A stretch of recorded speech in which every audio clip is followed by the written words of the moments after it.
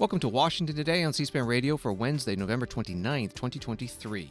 The Senate Majority Leader Chuck Schumer issues a warning about a rise in anti-Semitism after the start of the war between Hamas and Israel, calling it a five-alarm fire that must be extinguished. He said that Americans, especially young Americans, must understand why Jewish people defend Israel.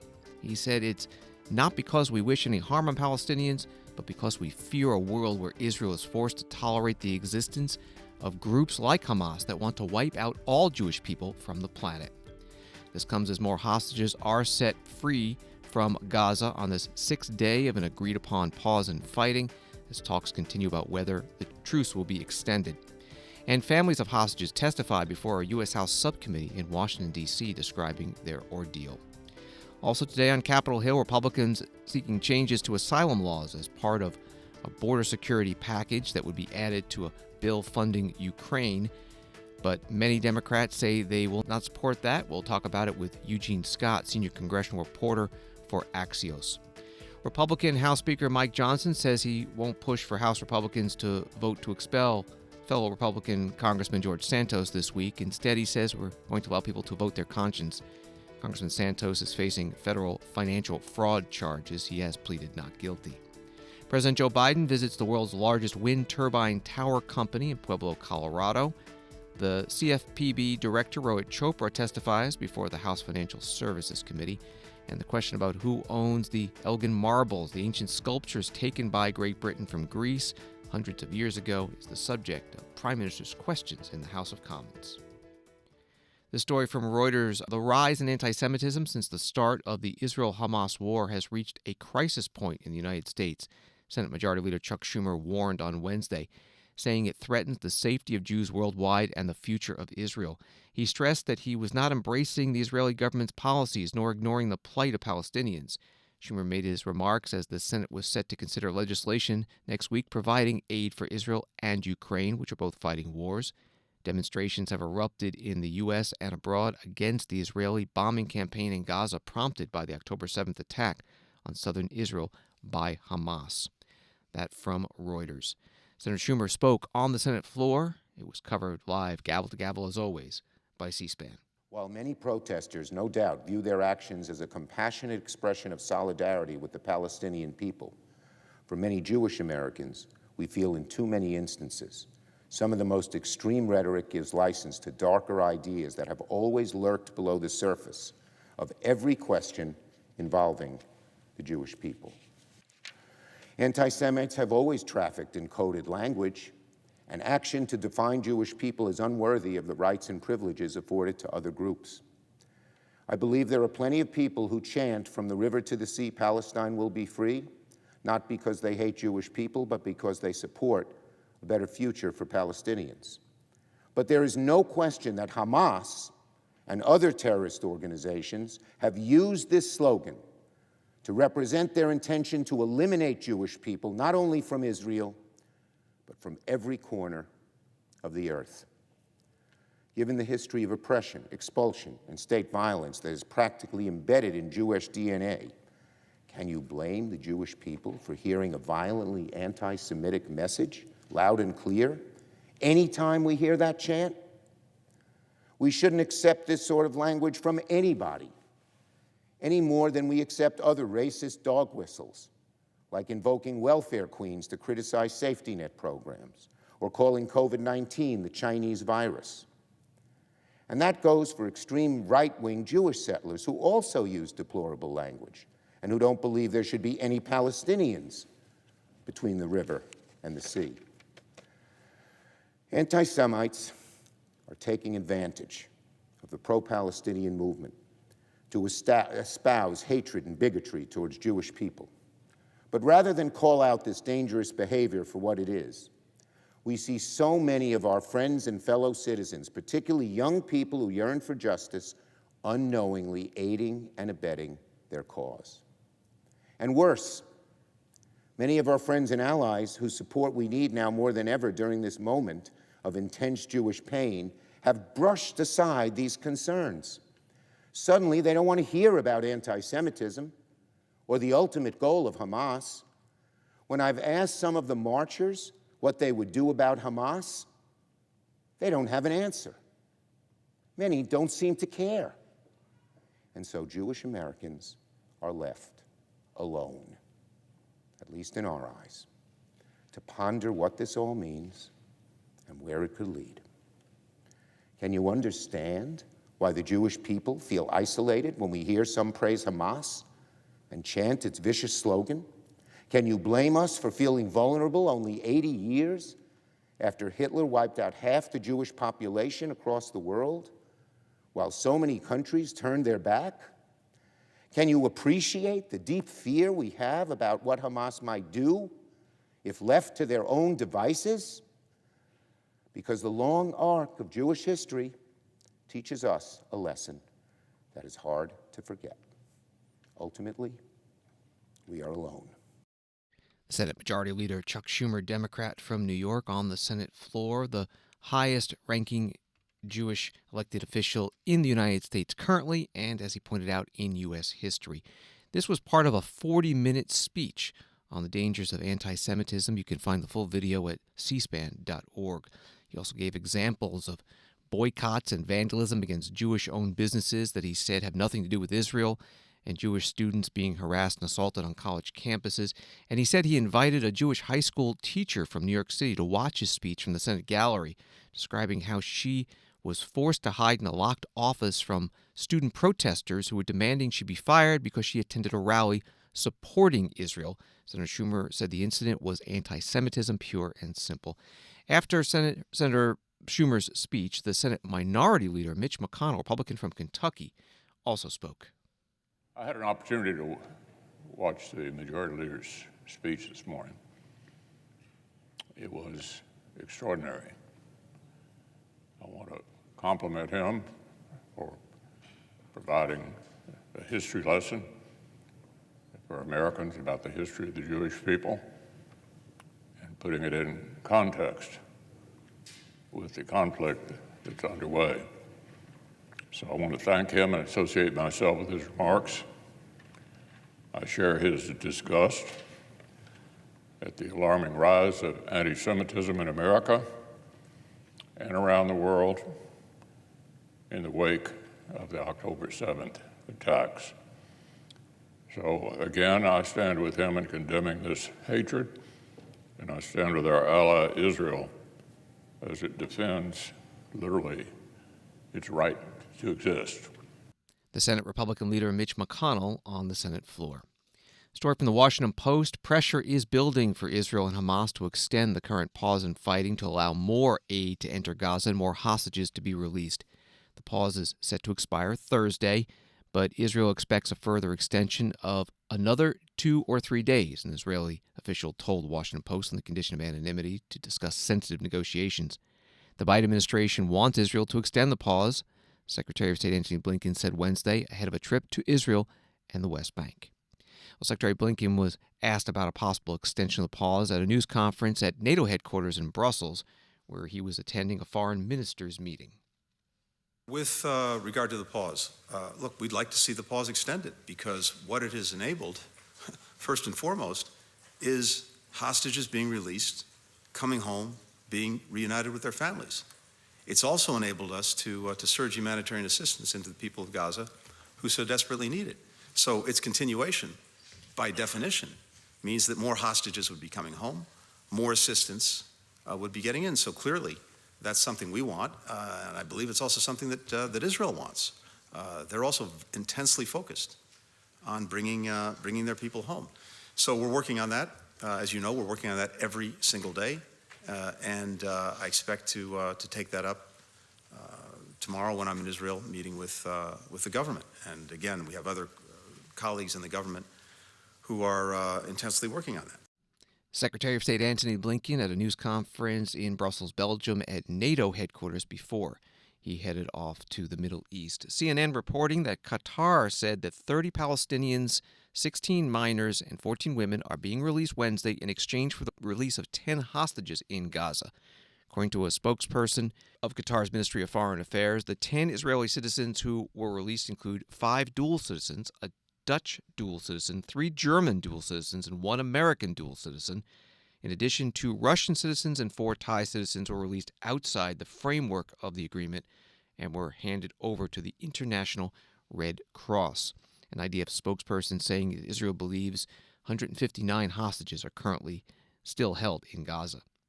In Washington, D.C., emotional testimony from family members of some of those hostages. They appeared before a House Foreign Affairs subcommittee.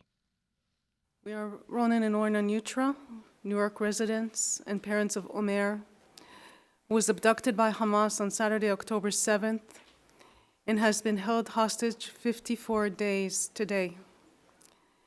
54 days since the last sign of life. Can you imagine? It truly is unimaginable. Unimaginable that something like the events of October 7th could even take place. Unimaginable that after 54 days, not only is he still held hostage, but that the Red Cross has not been allowed access. Unimaginable that we find comfort in the fact that he was taken hostage and not murdered on that day. We'd like to tell you a little bit about our son, Omer. He's this big 6'2", tall guy, always with a smile on his face. He's a good friend, the kind that brings people together.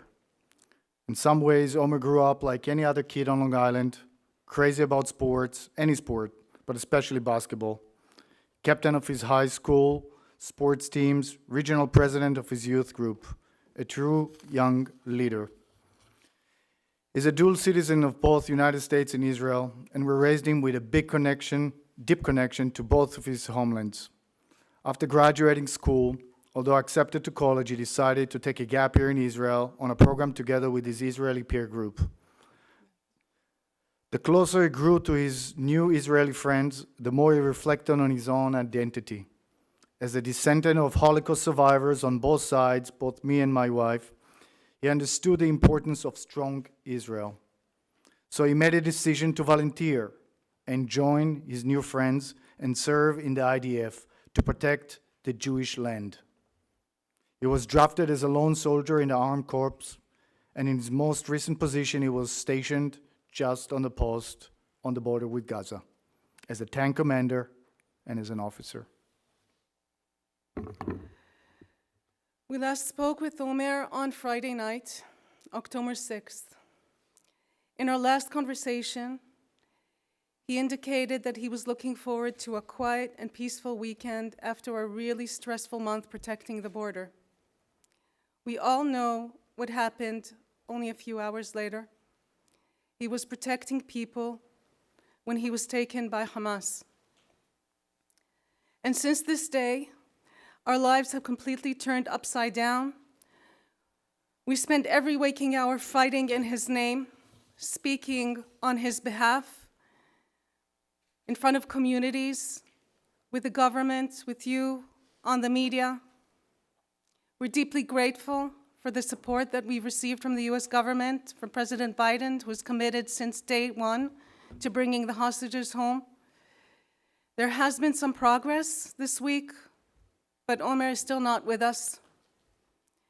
And the clock continues to tick, and not in our favor. There are still 150 hostages in Gaza, deep under the ground in the dark, some badly injured, with no medicine, with little food. So we appreciate your support, but we urge you to press to bring the international community to demand proof of life and other basic humanitarian requirements, and to bring them home as soon as possible. We must do everything to bring them back. Orna and Ronan Nutra, parents of an Israeli Defense Forces soldier held hostage in Gaza, before the U.S. House Foreign Affairs Subcommittee at today's hearing in Washington. Today is the United Nations International Day of Solidarity with the Palestinian people. It marks the anniversary of the UN General Assembly plan to partition Palestine into Arab and Jewish states and for international rule over Jerusalem. The Director General of the United Nations office in Geneva, in a speech, saying it's long past time to move in a determined, irreversible way toward a two-state solution on the basis of United Nations resolutions and international law, and that Israel and Palestine living side by side in peace and security with Jerusalem as the capital of both states. This is Washington Today. Story from Politico. reads, for years, immigration activists have signaled they're willing to accept a compromise to unlock action on Capitol Hill. Republicans get tougher border policies and Democrats get progressive immigration measures, a path to citizenship for dreamers at the very least. That grand bargain is now in peril, thanks to a furious push to deliver tens of billions of dollars of aid to Ukraine, and advocates and lawmakers are sounding alarms. In a statement Wednesday, a group of 11 Democratic senators led by California's Alex Padilla slammed the potential for, quote, harmful changes to our asylum system that will potentially deny life-saving humanitarian protections of vulnerable people, including children, and failed to deliver any meaningful improvements to the situation at the border. The warning is aimed at a gang of 6 senators, 3 Republicans, 3 Democrats, who are trying to unlock President Joe Biden's $106 billion supplemental funding request for aid to Ukraine, Israel, and Taiwan. That was from Politico. Today, on the Senate floor, Senator Lindsey Graham, Republican from South Carolina, advocated for including border security measures in that package for Ukraine aid. I have been involved in about every gang there is on immigration reform, but I'm here to tell my Democratic colleagues, I'm not going back to South Carolina and say I provided money for Ukraine and Israel, which I desperately support, unless we fix in a real way the problems at our border. That's unsustainable for me. Speaker of the House was just addressing the Republican Senate. I think he understands the need for Ukraine funding, but he says border security has to be real for the House Republicans to be able to do what they need to do. To my Democratic colleagues, you're fighting us in a way that makes no sense to me. I understand why we should send money to Ukraine. You had me at LO. I understand why we need to help our friends in Israel. I don't understand why you fight the changes that would bring back order out of chaos. Is that the position of the Democratic Party, that the policies that led to this overwhelming surge of illegal immigration are not subject to change? We're not going to vote for legislation that doesn't stop what's on this chart. Senator Lindsey Graham, Republican from South Carolina, on the Senate floor. Congresswoman Veronica Escobar, Democrat from Texas, was asked at a news conference about the possibility of adding the U.S. immigration and border security changes to a bill providing aid to Ukraine. The idea of conditioning emergency aid, conditioning it on conversations around what has been a long, challenging issue, what's happening at the border and beyond, is nonsensical to me as a representative of the border, as a lifelong border resident. I will also tell you, Democrats understand we have to address the challenges that we face, as well as embrace the opportunities that come with long overdue reforms. Doing it by tying emergency aid to border policies is not a solution. And in fact, as Chairman Aguilar mentioned, we don't know what details are being discussed. What I have read, though, in media reports, is that the focus is on parole programs and asylum limitations. Neither of those things will change the calculus at the border.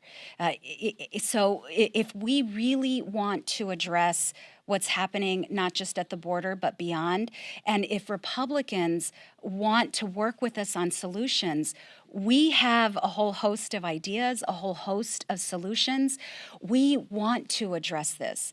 But this process is not the way to do it. It's been 37 years since there's been comprehensive immigration reform. And in that time, we've not seen the progress that we want, deserve, or need. This is not the moment to begin eroding our values in exchange for emergency aid. Congresswoman Veronica Escobar, Democrat from Texas. Eugene Scott is senior politics reporter for Axios and has been following the debate over whether to add immigration reform language to a bill that would provide funding for Ukraine. He joins us now live. Thanks for being with us. There's a bipartisan working group of senators looking at potential changes that can satisfy both sides. What's on the table? Well, one of the main things people were trying to figure out is how to address the ongoing immigration crisis in a way that does not conflict with their party's main positions on the issue. Republicans obviously want to take a much harder line on border control than many Democrats do, but it's been a priority of Democrats to figure out a way to be more gracious and gentle, perhaps, should we say, on immigration reform than Republicans right now, which is not a surprise considering where the sides have been over the past few years. And so finding a way to get enough people in the center to vote for one thing opposed to, prioritizing the priorities of the extreme, it's been a real challenge. Asylum law changes seems to be one of the topics that has caused a lot of emotion on both sides. Could that be in there?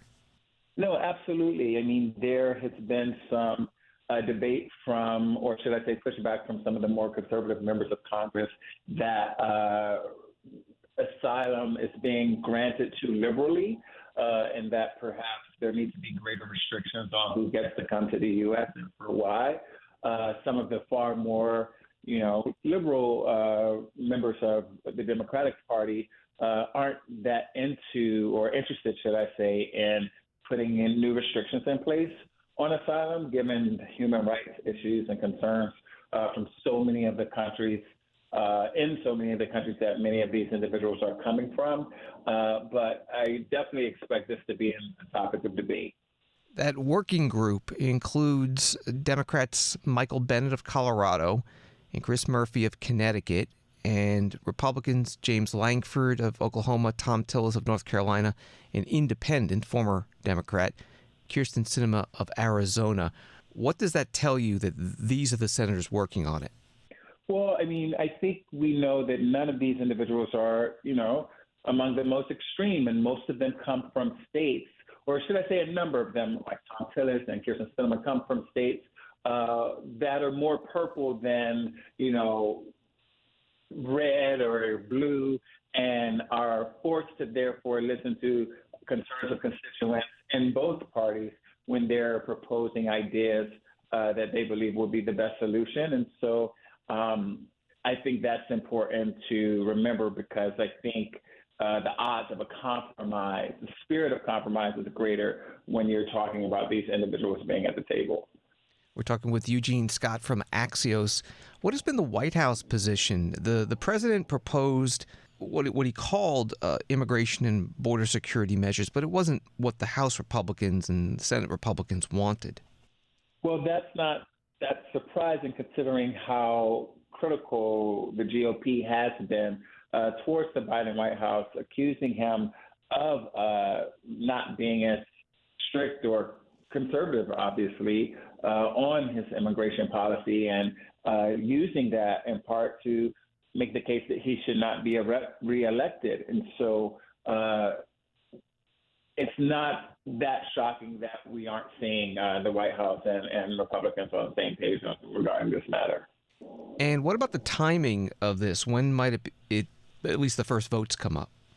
Well, I'm thinking it could possibly won't be obviously this week. There's still some discussions about how soon this could be, depending on what Mike Johnson determines in the House should be a priority related to other bills, but also the Senate is trying to figure out its schedule still, and so that's not really set in stone right now. So those conversations are still being had. And when it does come up in the Senate, it's going to be a 60-vote requirement, right? It is, and it'll be really interesting to see if it's able to get that, considering how difficult of a time we've had getting that for almost anything. Eugene Scott is senior politics reporter for Axios. Find his stories at axios.com and on X, formerly Twitter, at Eugene_Scott. Thank you very much. Thank you. The U.S. House today debated a bill which would prohibit the use of federal funds to provide temporary shelter to certain non-citizens, including migrants seeking asylum, on federal lands that fall under the jurisdiction of the National Park Service, the Bureau of Land Management, U.S. Fish and Wildlife Service, or Forest Service. An NBC News article says that the bill would also specifically revoke a lease between the federal government and New York City for portions of Floyd Bennett Field in southeast Brooklyn along Jamaica Bay. In September, Mayor Eric Adams announced that the government and the city came to an agreement on housing migrants at the location. He said that this would help some of the more than 113,000 asylum seekers who sought shelter in New York since the spring of 2022. That was from NBC News. Here's some of the debate on the House floor. Bruce Westerman, Republican from Arkansas, chairs the Natural Resources Committee. Perhaps it's no surprise that when the first busloads of migrants started arriving at Floyd Bennett Field, they turned right back around and refused to stay there. Migrant families are now warning each other against staying there, saying that the site is freezing cold, babies are suffering, it's not suitable for children, and believe it or not, there are no televisions. This entire boondoggle has been a colossal waste of time and American tax dollars. And why are we here? Because of failed Democrat policies.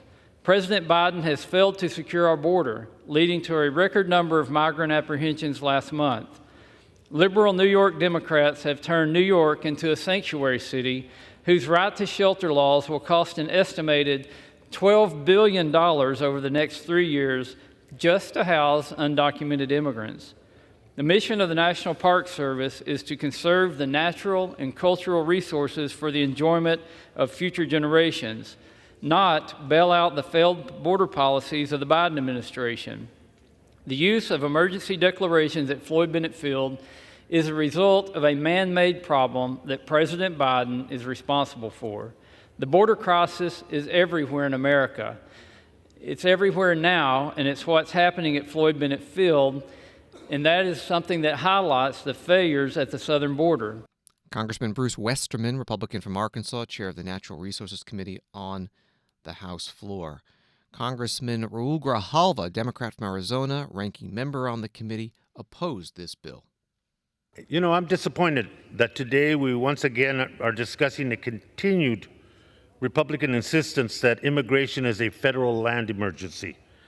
I will continue to dispute this claim because instead of focusing on the root causes of our nation's immigration crisis and challenges, my colleagues have chosen to double down on a distraction.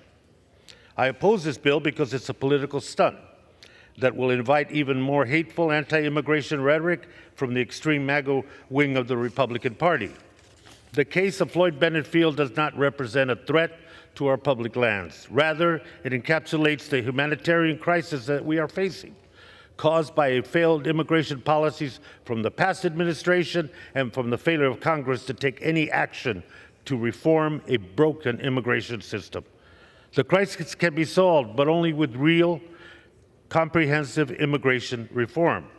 Congressman Raul Grijalva, Democrat from Arizona, ranking member on the Natural Resources Committee, today on the House floor. Debate took place today. Votes in the House on this bill will happen on Thursday.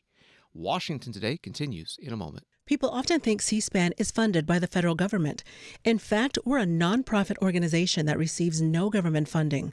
As news consumption changes, you can help ensure the future of C-SPAN's unfiltered coverage of national government and politics.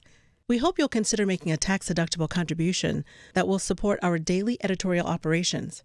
To learn more, visit cspan.org/donate.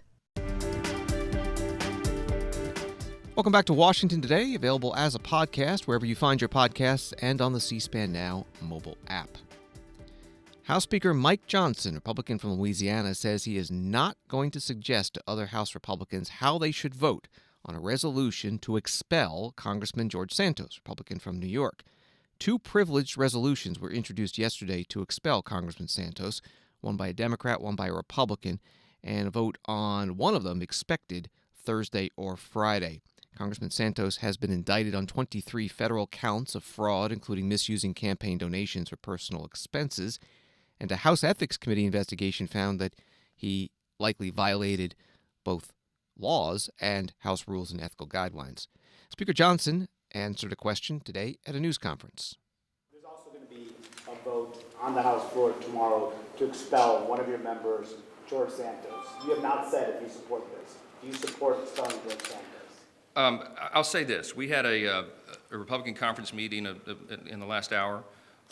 There were opinions shared on both sides. I'll answer it this way, Manu. Listen, I said that the Republican Party is the rule of law team, and we are. We believe in the rule of law. There are people of good faith who make an argument, both pro and con, for the expulsion resolution for Santos. There are people who say you have to uphold the rule of law and allow for someone to be convicted in a criminal court before this tough penalty would be exacted on someone. That's been the precedent so far.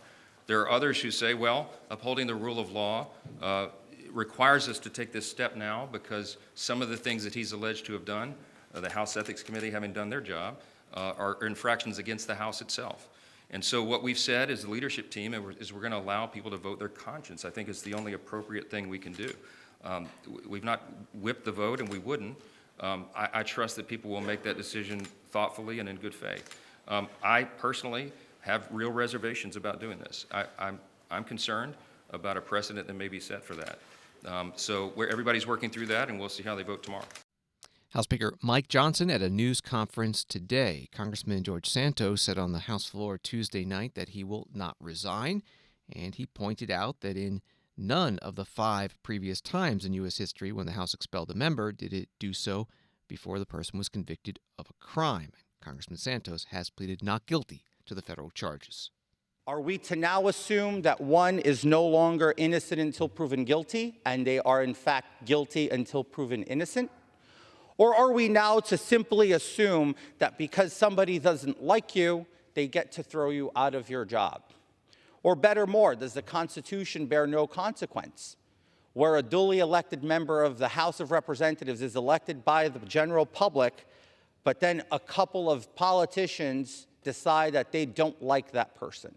These are all matters and questions that can be brought up. But I'll leave it at this. The process in which the Ethics Committee engaged was incomplete, irresponsible, and littered with hyperbole and littered with biased opinions. The chairman of the committee himself admitted that it wasn't the full extensive process, and therefore he couldn't recommend from the committee a punishment or action. Therefore, cheapening the process of the Ethics Committee, cheapening the process that this country has expected from this chamber. Congressman George Santos on the House floor Tuesday night. Again, a vote on the resolution to expel him expected on the House floor either Thursday or possibly Friday. A 2/3 vote needed to expel a member of Congress as laid out in the U.S. Constitution. House Republicans are launching a website to compile all the information on their impeachment inquiry of President Joe Biden. The site is gop.gov/Biden impeachment inquiry. The investigation is being led by 3 committees: Oversight and Accountability, Judiciary, and Ways and Means. The Oversight Chairman, James Comer, Republican from Kentucky, today at a news conference spoke about the inquiry and the expected deposition from President Biden's son Hunter on December 13th. Hunter Biden wanted to testify in open session, but that's been denied by Congressman Comer. The White House and corporate media continue to move the goalpost as they seek to cover up for President Biden and his family. But make no mistake, financial records, emails, text messages, and witness testimony reveal that the Biden family enterprise is centered on Joe Biden's political career and connections. Joe Biden knew about, participated, and benefited from these schemes. This is a national security threat at the highest level of government, and Americans demand accountability for the Biden corruption.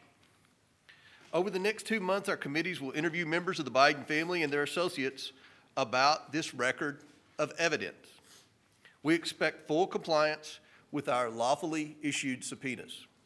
No one is above the law, even if your last name is Biden.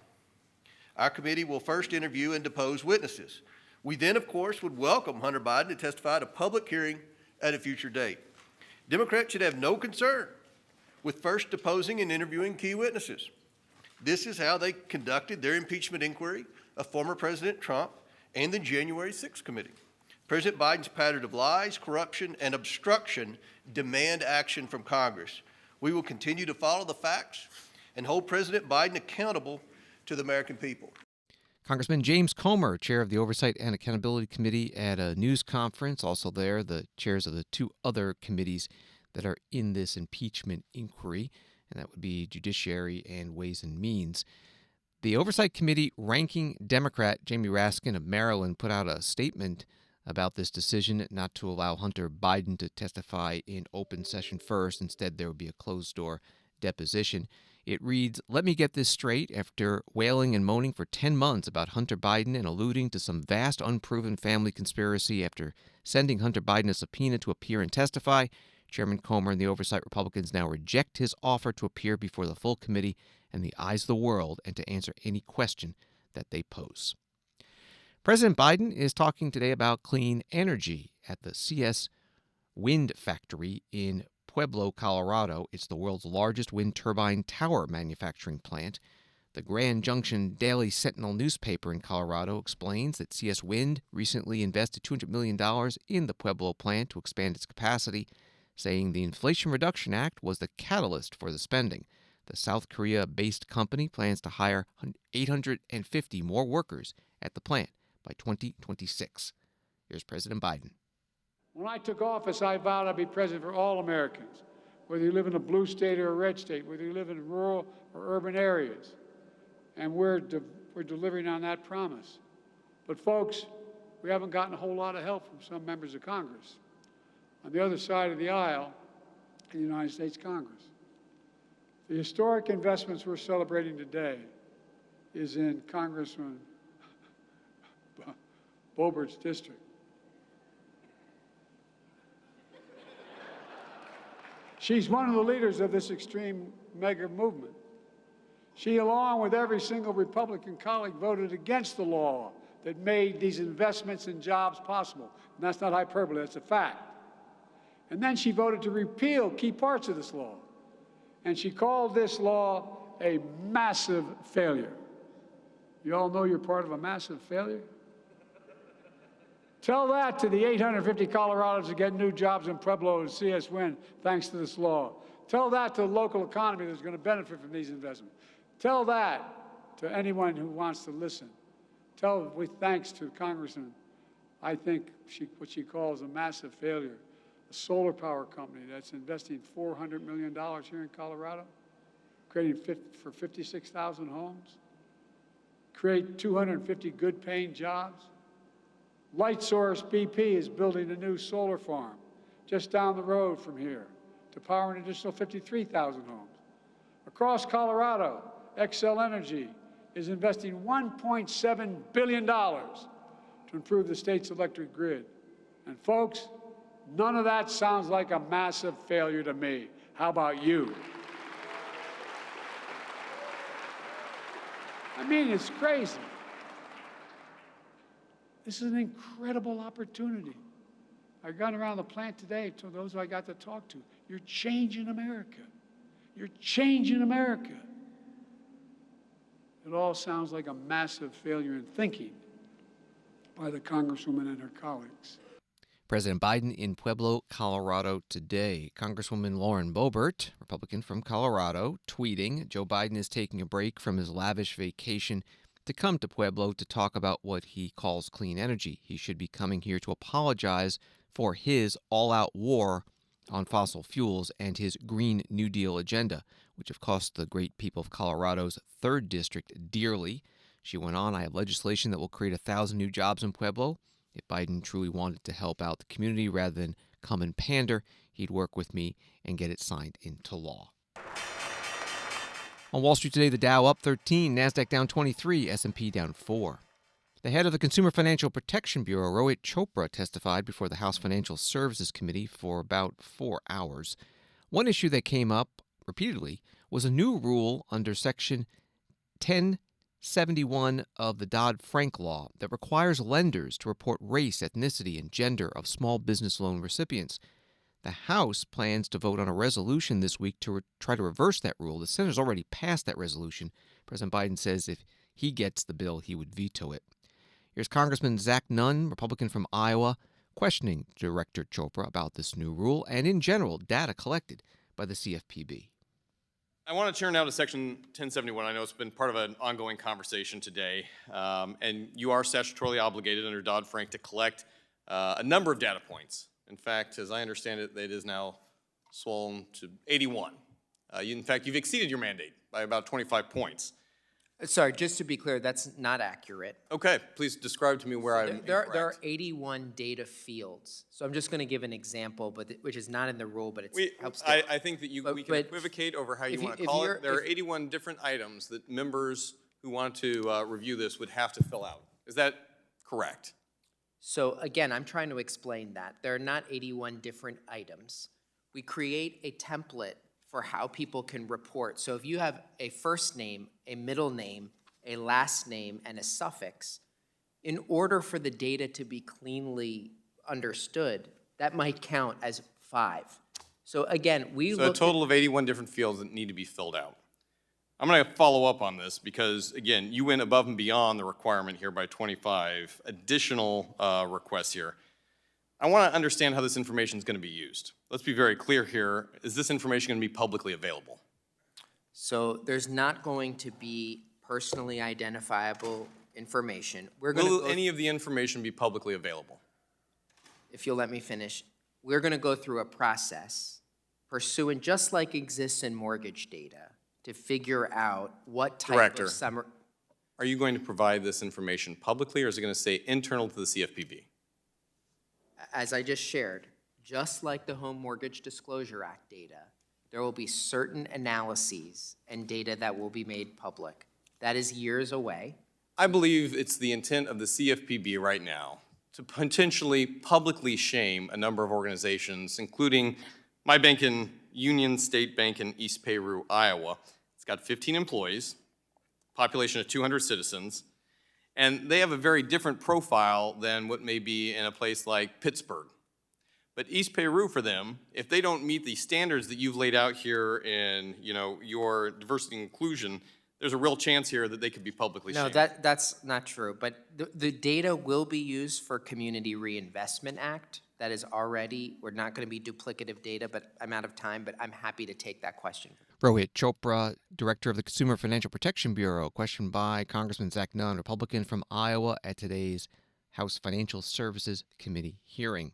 The CFPB on Tuesday fined Bank of America $12 million for reporting false mortgage lending data to the federal government. The CFPB says that Bank of America identified hundreds of loan officers who did not ask for applicants' race, ethnicity, and sex data, then falsely reported the applicants declined to provide it.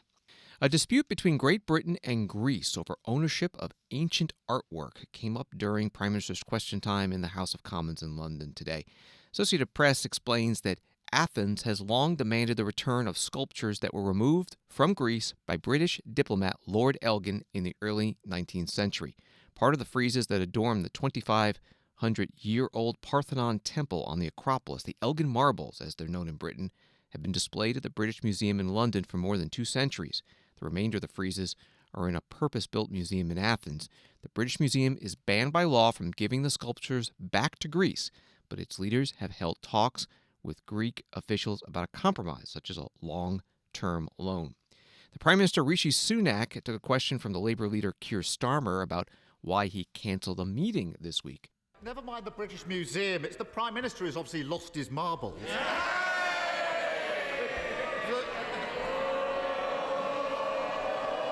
Mr. Speaker, the Greek Prime Minister came to London to meet him, a fellow NATO member, an economic ally, one of our most important partners in tackling illegal immigration. But instead of using that meeting to discuss those serious issues, he tried to humiliate him and cancelled at the last minute. Why such small politics, Prime Minister? Prime Minister. Mr. Speaker, of course, we're always happy to discuss important topics of substance with our allies, like tackling illegal migration or indeed strengthening our security. But when it was clear that the purpose of a meeting was not to discuss substantive issues for the future, but rather to grandstand and relitigate issues of the past, it wasn't appropriate. But furthermore, when specific commitments and specific assurances on that topic were made to this country and then were broken, it may seem alien to him but my view is when people make commitments, they should keep them. The British Prime Minister Rishi Sunak, head of the Conservative Party, questioned by the opposition leader, Labour leader Keir Starmer. Prime Minister's questions in the House of Commons. Thanks for listening to Washington Today. Sign up for C-SPAN's evening newsletter word for word and get the stories making headlines in Washington emailed to you every day. Subscribe at cspan.org/connect. Have a good night.